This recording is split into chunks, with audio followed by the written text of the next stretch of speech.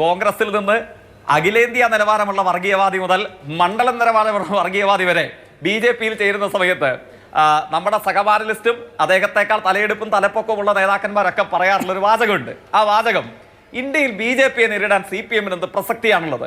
നിങ്ങൾക്ക് ഇപ്പോഴെന്താ സ്ഥിരം ഇവർ പരിഹാസത്തോടുകൂടെ പറയാറുള്ളത്, ഓട്ടോറിക്ഷയിൽ കയറ്റിക്കൊണ്ടുപോകാൻ കഴിയുന്ന പാർലമെന്റ് മെമ്പർമാരല്ലേ ഉള്ളൂ, ഞങ്ങളല്ലേ BJP-ക്കെതിരെ കുറെ സീറ്റിൽ മത്സരിക്കുന്നത്, ഞങ്ങൾക്കല്ലേ ഇന്ത്യയിൽ BJP-യെ നേരിടാൻ കഴിയുക, നിങ്ങൾക്ക് എന്ത് രാഷ്ട്രീയ പ്രസക്തി എന്ന് ചോദിക്കുന്നുണ്ട്.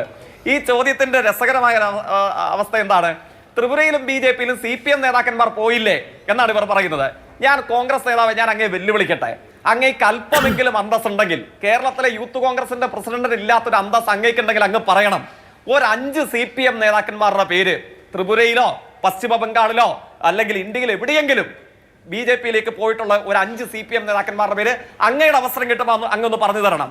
ഇപ്പോ യൂത്ത് കോൺഗ്രസിന്റെ സംസ്ഥാന അധ്യക്ഷന്റെ ഭാഷയെ സംബന്ധിച്ച് ഇവിടെ പറഞ്ഞു, എന്തുകൊണ്ട് കോൺഗ്രസ് ജയിച്ചിട്ട് ഗുണമില്ലാന്ന് ഞങ്ങൾക്ക് ഇവിടെ പറയേണ്ടി വരുന്നത്. യൂത്ത് കോൺഗ്രസിന്റെ സംസ്ഥാന അധ്യക്ഷന്റെ ഭാഷ എന്റെ മാത്രം അഭിപ്രായത്തിലല്ല. അപ്പൊ അങ്ങയുടെ ചോദ്യത്തിന്റെ ഭാഗമായി അങ്ങ് പൂഞ്ഞാറിലെ മുൻ MLA കൂടിയായിട്ടുള്ള ഒരു നേതാവ് BJP-യിൽ ചേർന്ന് അങ്ങ് പരാമർശിച്ചല്ലോ. അദ്ദേഹത്തിന്റെ പേരാണ് ശ്രീ PC ജോർജ്. യൂത്ത് കോൺഗ്രസിലെ PC ജോർജ് ആണ് ഇപ്പോഴത്തെ യൂത്ത് കോൺഗ്രസിന്റെ സംസ്ഥാന അധ്യക്ഷൻ. നാവെടുത്താൽ കേട്ടാൽ അറപ്പുളവാക്കുന്ന തെറി, അല്ലെങ്കിൽ മുഖ്യമന്ത്രിയുടെ പേരെടുത്ത് വിജയൻ എന്ന് വിളിക്കുക, ആദരണീയരായ ഗോവിന്ദമാഷെ ഗോവിന്ദൻ എന്ന് വിളിക്കുക, അവനെന്ന് വിളിക്കുക, അവരുടെ കുടുംബക്കാരെ കുറിച്ച് അശ്ലീലം പറയുക. യൂത്ത് കോൺഗ്രസിന് ഒരു PC ജോർജിനെ ലഭിച്ചിട്ടുണ്ട്.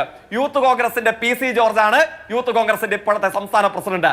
അദ്ദേഹത്തിന്റെ വാക്ക് കടമെടുത്താൽ, ബഹുമാനപ്പെട്ട കോൺഗ്രസ് നേതാവ്, ഞാൻ അങ്ങയോട് ചോദിച്ചു, എന്തുകൊണ്ടാണ് പൊളിറ്റിക്കലി തന്തയില്ലാത്ത കുറെ അവന്മാരെ ഇന്ത്യൻ പാർലമെന്റിലേക്ക് കോൺഗ്രസ് ആയി വിജയിപ്പിച്ചിട്ട് എന്ത് ഗുണം?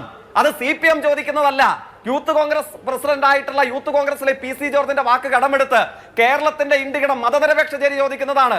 പൊളിറ്റിക്കലി തന്തയില്ലാത്ത 8-ലധികം ജില്ലയിലെ കുറെ കേരളത്തിലെ കോൺഗ്രസുകാരുടെ പേര് പറഞ്ഞു. അങ്ങ് മിണ്ടിയോ? മിണ്ടിയില്ലല്ലോ. Tom Vadakkan, KS Radhakrishnan, Abdul Salim, Pramila Devi, Padmaja Venugopal, Anil Antony, C Raghunath, Vijay Thomas, KK Narayanan, K Prathapan, VR Mohanan, Anil Pothencode, Raman Nair. Youth Congress president ആയിട്ടുള്ള PC ജോർജിന്റെ വാക്ക് കടമെടുത്ത പൊളിറ്റിക്കലി തന്തയില്ലാത്ത, അങ്ങയുടെ കൂടെയും അങ്ങേക്കാളും മെച്ചപ്പെട്ട് പ്രവർത്തിച്ച കേരളത്തിലെ കോൺഗ്രസിന്റെ നേതാക്കന്മാരാ ഒക്കെ BJP-യിലാ. തെരഞ്ഞെടുത്തിട്ട് എന്ത് ഗുണം? ഇനി പുറത്തേക്ക് പോണോ? ഗോവയിൽ കുറച്ച് ദിവസങ്ങൾക്ക് പുറകിൽ എവിടെയാണ് മഹാലക്ഷ്മി ടെമ്പിൾ പനാജിയിൽ പോയി സത്യം ചെയ്തു, ബാംബോളി ക്രോസ് ചർച്ചിൽ പോയി സത്യം ചെയ്തു, ഹൻസ ഷാ ദർഗയിൽ കൊണ്ടുപോയി സത്യം ചെയ്തു. എന്താ സത്യം ചെയ്തത്? അവിടുത്തെ മുൻ മുഖ്യമന്ത്രിയും അവിടുത്തെ പ്രതിപക്ഷ നേതാവിന്റെ പേര് മൈക്കിൾ ഡോബോ, മുൻ മുഖ്യമന്ത്രിയുടെ പേര് ദിഗംബർ കോമത്ത്. പ്രേക്ഷകർക്ക് കേൾക്കാൻ ഓർമ്മിക്കാൻ പ്രയാസം ഉണ്ടെങ്കിൽ ഞാൻ പറയാം. ഗോവയിലെ VD സതീശൻ എവിടെ പോയി? പള്ളിയിലും മോസ്കിലും അമ്പലത്തിലും പോയി സത്യം ചെയ്തു, ഞങ്ങളെ ജയിപ്പിച്ചാൽ ഞങ്ങൾ BJP ആവില്ല. യൂത്ത് കോൺഗ്രസിലെ PC ജോർജിന്റെ വാക്ക് കടമെടുത്താൽ പൊളിറ്റിക്കലി തന്തയില്ലാത്ത ആളുകളായി ഞങ്ങൾ മാറില്ല. എന്താ ചെയ്തത്? ജയിച്ചു. അവിടുത്തെ മതന്യൂനപക്ഷ വിഭാഗം ഉൾപ്പെടെയുള്ള മതനിരപേക്ഷവാദികൾ 12 കോൺഗ്രസ് MLA-മാരെ ജയിച്ചു. ബഹുമാനപ്പെട്ട കോൺഗ്രസ് പ്രതിനിധി, യൂത്ത് കോൺഗ്രസിലെ PC ജോർജിന്റെ വാക്ക് കടമെടുത്താൽ 12 കോൺഗ്രസ് MLA-മാർ പൊളിറ്റിക്കലി തന്തയില്ലാത്തവന്മാരായി BJP-യിൽ ചേർന്നു. എത്ര പേര് വേറെയുണ്ട്? മഹാരാഷ്ട്രയിൽ പൊളിറ്റിക്കലി തന്തയില്ലാത്ത അശോക് ചൗഹാൻ BJP-യിൽ ചേർന്നു. എന്താ കോൺഗ്രസ് നേതാവിന്റെ അഭിപ്രായം? അതിന്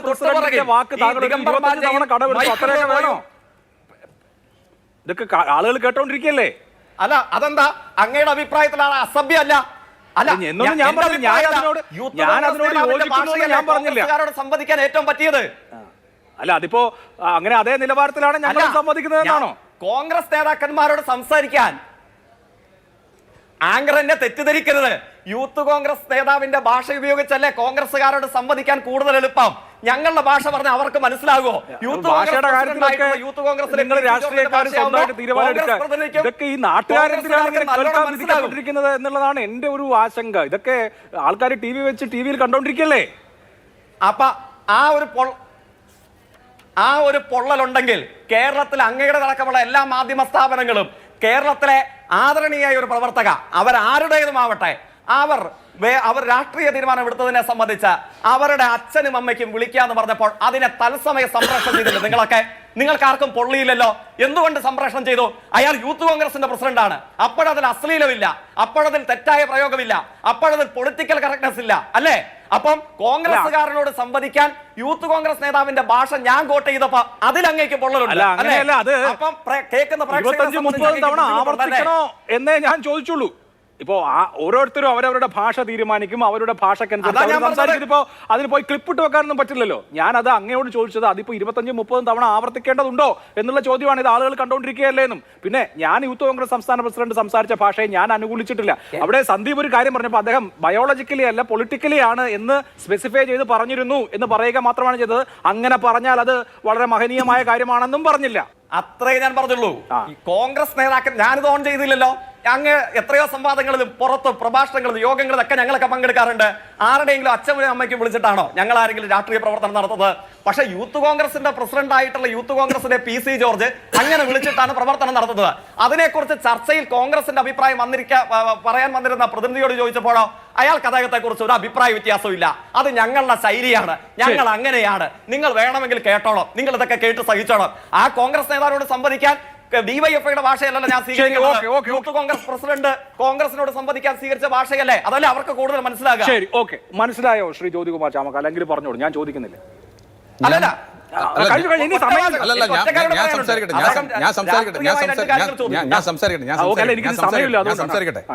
ഞാനിവിടെ മറ്റേ പണിക്കല്ലല്ലോ വന്നേ. ഞാനിവിടെ പാനലിസ്റ്റ് താങ്കൾ സംസാരിച്ചല്ലോ, ഞാൻ കൂടെ സംസാരിക്കട്ടെ, കേട്ടോളൂ. ഞാനിവിടെ മറ്റേ പണിക്കല്ല വന്നേക്കുന്നേ. ഞാൻ സംസാരിച്ചില്ല. ഞാൻ മറ്റേ പണിക്കല്ല മാന്യമായി വഴങ്ങിയതാണ്. അതെ അതെ, ഞാൻ മറ്റേ പണിക്കല്ല ഇവിടെ വന്നിരിക്കുന്നത്. അങ്ങ് ഏത് പണിക്കാ വന്നിരുന്നത് ഞാൻ പറഞ്ഞോ? അല്ല, ഇതിപ്പോ അങ്ങ് വേറെ എന്തെങ്കിലും പണിക്ക് വന്നിരുന്നാന്ന്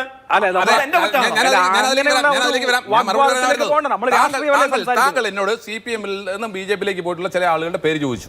ഞാൻ പറയാൻ എഴുതിയെടുത്തോളൂ, അറിഞ്ഞുകൂടെങ്കിൽ എഴുതിക്കോളൂ. ഒന്ന് അതല്ല, അല്ല തീർന്നില്ലല്ലോ. ഞാൻ പറയാതെ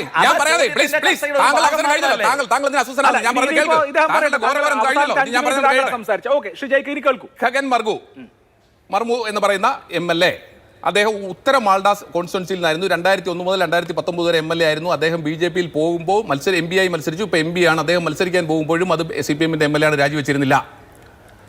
മഫൂജ ഖത്തൂൽ 2001-ൽ 2006-ൽ MLA ആയിരുന്നു. കുമർഗഞ്ചിൽ നിന്നുള്ള MLA ആയിരുന്നു. ഇപ്പോൾ BJP-യിലാണ്. മൊബഷർ അലി 2008 മുതൽ 2023 വരെ CPM-ന്റെ MLA ആയിരുന്നു. ഇപ്പോൾ BJP-യിലാണ്. ഇനി അശോക് ദിന്ദ BJP-യിൽ പോയി. മൊബഷർ അലിയൊക്കെ അദ്ദേഹത്തിന്റെ പ്രവർത്തന